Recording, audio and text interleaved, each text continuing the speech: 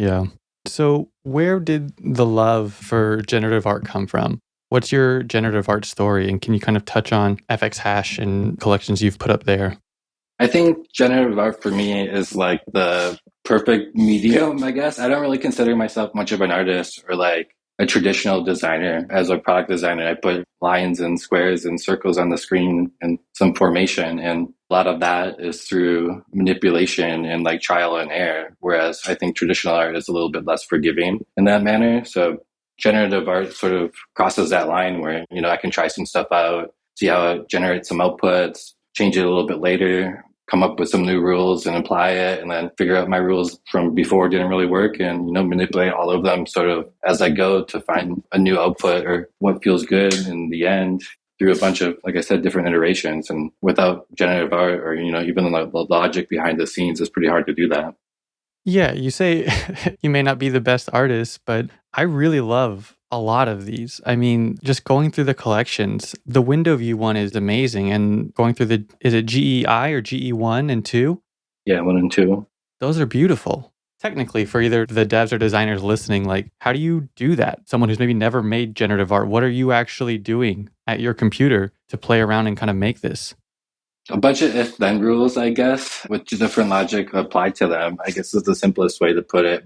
The GE1 and 2 are just different grids. So I think the logic of most of these is define the size of the grid and the number of boxes that you want in it. And then from there, you'll pick from the random assortment of like different ways to generate the styles within that. So one of them is like different line ornaments. Another one of these other ones is like just different fill shapes and colors. So you can get kind of creative with the different ways of selecting the outputs and the palettes and the different combinations of all of that.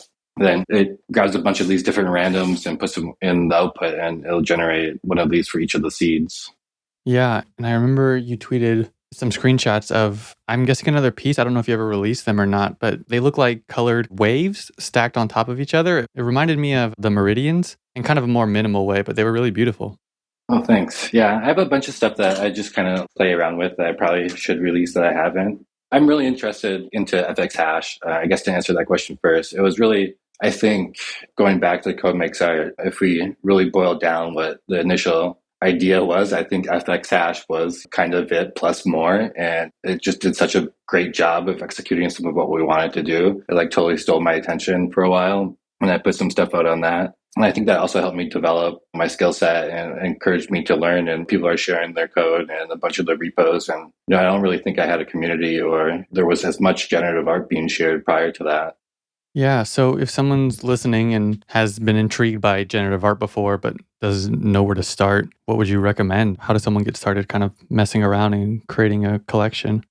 P5, JS, and then there's a bunch of really great tutorials. Coding Train in P5, they just kind of, it's a single guy. And there's a bunch of great video tutorials that go through kind of the basic concepts of all of P5, which I think is the starting JavaScript library for generative art that most people get their hands dirty with. That's sort of where I started. And like I said, a lot of the tools that I had made for us kind of took it from a hobby thing to something I felt more comfortable sharing because I was able to fine tune more of the parameters or see a wider spread of the output.